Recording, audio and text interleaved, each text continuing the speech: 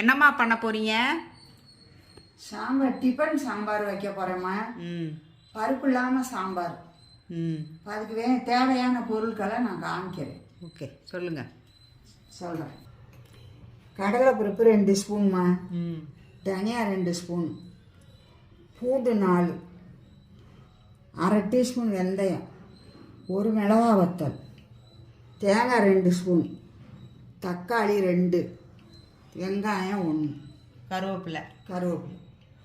இப்போ என்ன செய்ய போகிறீங்க? இப்போ அதெல்லாம் வறுக்கணும். வறுத்துட்டு அரைச்சி உங்களுக்கு காமிக்கிறேன். ஓகே. இதெல்லாம் வறுக்கிறதுக்கு 1 டீஸ்பூன் எண்ணெய்,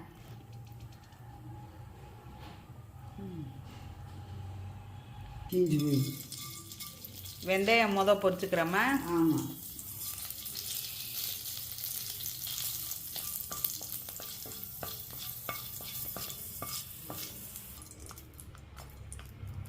காரத்துக்கு பூண்டு தான், மிளகாய் சும்மா ஒரு சைடாக போட்டுக்கிறோம். சைடாக தான் நமக்கு தேவைன்னா போட்டுக்கலாம், காரம் இல்லை.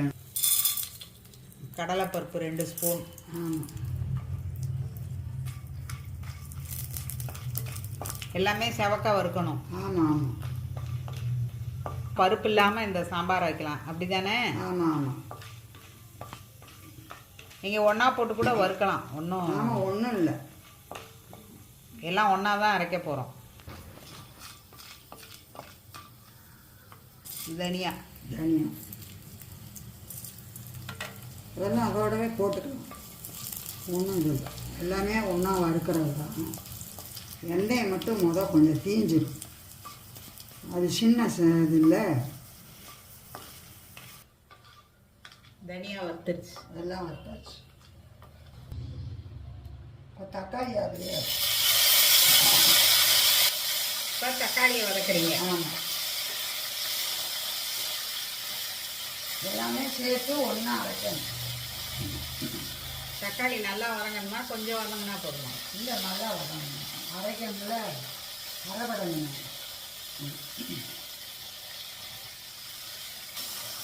மழை வந்துச்சுமா?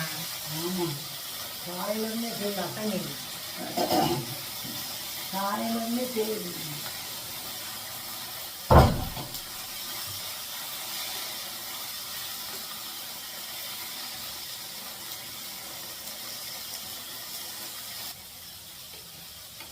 தக்காளி வதங்கிச்சு, இப்போ எடுத்துடும். ஆஃப் பண்ணி. சொல்லுங்கள். தக்காளி வதக்கியாச்சு. கடலைப்பருப்பு, தனியா, வெந்தயம், காஞ்ச மிளகா பூண்டு 4 போடுறதுனால காரம் இருக்கும். அதனால் ஒரே ஒரு காஞ்ச மிளகா போட்டிருக்கேன். அது பூண்டு வதக்கலை இன்னும், அது வதக்க வேண்டியதில்லை, சும்மா தட்டி தான் போடணும். சரி. அதனால் உங்களுக்கு இஷ்டம்னா மிளகா வத்த போடுங்க, அப்படி இல்லைன்னா தேவையில்லை. பருப்பு தேங்காயும் போட்டு அதோட அரைக்கணும். இப்போ எண்ணெய் ஊற்றுறோமா, தாளிக்கிறதுக்கு ஒரு 2 ஸ்பூன் எண்ணெய், கடுகு போட்டு. கடுகு எண்ணெய் காஞ்சதும் கடுகு போடுறீங்க? ஆமாம். கடுகு பொரியவுடனே வெங்காயம் போடணும். வெங்காயம், கருவேப்பிலை எல்லாம் போட்டாச்சு. சொல்லுங்கம்மா, ஏன் முடியும் அமைதியாக இருக்குங்க? வெங்காயம் கருவேப்பிலை போட்டிருக்கேம்மா. வெங்காயம் நல்லா வதங்கணும். இது அரைச்ச விழுது, தக்காளி எல்லாமே போட்டு அரைச்சிருக்கு விழுது.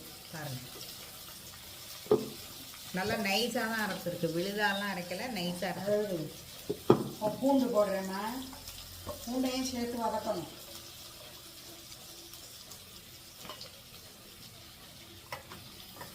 பூண்டு வெங்காயம் வதக்கி அந்த இதை அரைச்சி வச்சுட்டு இதில் ஊற்றணும்.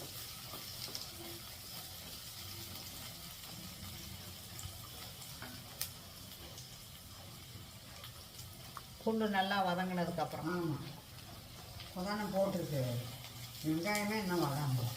வெங்காயமும் பூண்டு சேர்ந்து வதங்கும்.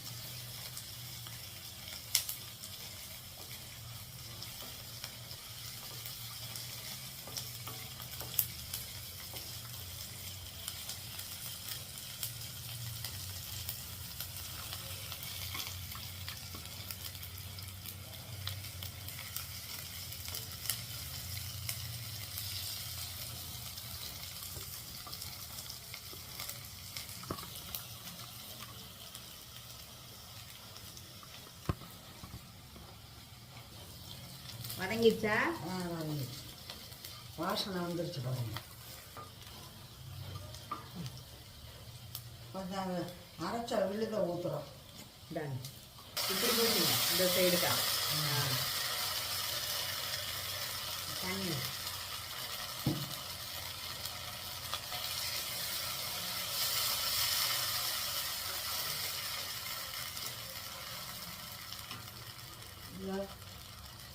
அரைச்ச விழுத இப்போ ஊற்றியாச்சு. ஆமாம், இன்னும் கொஞ்சம் தண்ணி ஊற்றுங்க. அதோட தண்ணி கலந்து ஊற்றுறோம். எவ்வளோ டம்ளர் தண்ணி? ஆமாம், எவ்வளவோ நமக்கு இது திக்னஸ் எவ்வளோ வேணுமோ அவ்வளோ ஊற்றிக்கிற வேண்டியது. நமக்கு ரொம்ப திக்காக வேணும்னா கொஞ்சமாக ஊற்றிக்கலாம். அதெல்லாம் கழுவிட்டு குக்கரெல்லாம் யூஸ் பண்ண வேண்டியது. ஆமாம், இது பழைய கால சாம்பார். இது என்னம்மா? ஆமாம் ஆமாம், இது அந்த காலத்தில் வைக்கிற குக்கர்லாம் இல்லை. அப்போ அந்த காலத்துல பருப்பு இல்லாத சாம்பார். சொல்லுங்க. ஊற்று. ஒரு உப்பு போடணும். இருங்க, தட்டி விட்டுறாதீங்க. உப்பு அந்த கேமரா பார்த்து போடணும். இப்போ வந்து உப்பு தேவைக்கேற்பமா நான் போடுறேன். இது பத்தலைன்னா நம்ம போட்டுக்கலாம். இது கொதிக்கணும். நல்லா கொதி வந்தோடனே இறக்கணும். இன்னும் தண்ணி ஊற்றணும் போலக்கு. குழப்பலாம் இருக்கு. கொதி வந்தோடனே தானே இறக்க போகிறோம். நான் கொஞ்சம் ஊற்றுவோம்.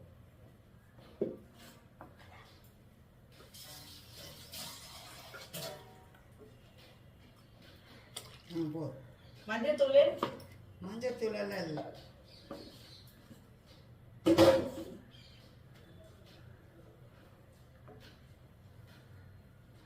இது கொதிக்கணும் இப்போ. ஆமாம், கொதிக்கட்டும்.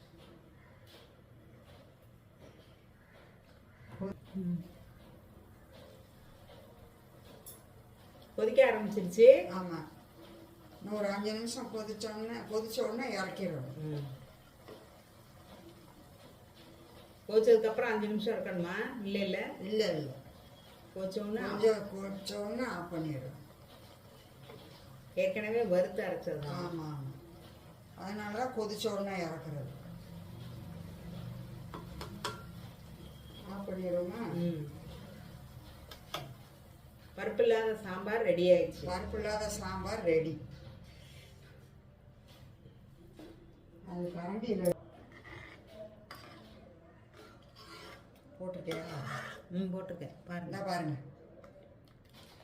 சூப்பராக இருக்கும். அப்படியே குழப்பி அடிக்கலாம். பருப்பு போடாத மாதிரி இல்லை, போட்ட மாதிரி இருக்கு சாம்பார். ஆனால் நம்ம பருப்பு போடலாம். சூப்பராக இருக்கு. இது மாதிரி செஞ்சு பாருங்க, சாப்பிட பாருங்க. தோசைக்கெல்லாம் இப்போ எப்படி ஊற்றலாம், அப்படியே ஊற்றி சாப்பிடலாம். டேஸ்டாக இருக்கும். சாப்பிடணும். ஊற்றுங்க. போகிக்கு பருப்பு இல்லாத சாம்பார் ரெடி ஆயிடுச்சு பாருங்க. போகிக்கு சாம்பார் ரெடி ஆயிடுச்சு பாருங்க. சூப்பரா சாம்பார் ரெடி ஆயிடுச்சு. நாளைக்கு பொங்கல் காமிக்கிறோம். சக்கரை பொங்கல். சக்கரை பொங்கல் என்னம்மா? பருப்பு இல்லாத சாம்பார்மா, டிஃபன் சாம்பார்மா. தோசை ரெடியா இருக்கு. தோசை டிஃபனுக்கு தான் இந்த சாம்பார். சப்பாத்தி கூட, இட்லி, சப்பாத்தி கூட வச்சுக்கலாம், நல்லா இருக்கும். சொல்லுங்க. இது அது என்ன? போகி பண்டிகை வாழ்த்துக்கள். போகி பண்டிகை வாழ்த்துக்கள். இன்னைக்கு போகி, அதனால தான் சாம்பார் தோசை எல்லாம் செஞ்சுருக்கோம். நாளைக்கு பொங்கல் காமிக்கிறோம். ஸ்ரீலட்சுமி சேனலில் ஷேர் பண்ணுங்கள், லைக் பண்ணுங்கள், சப்ஸ்கிரைப் பண்ணுங்கள்.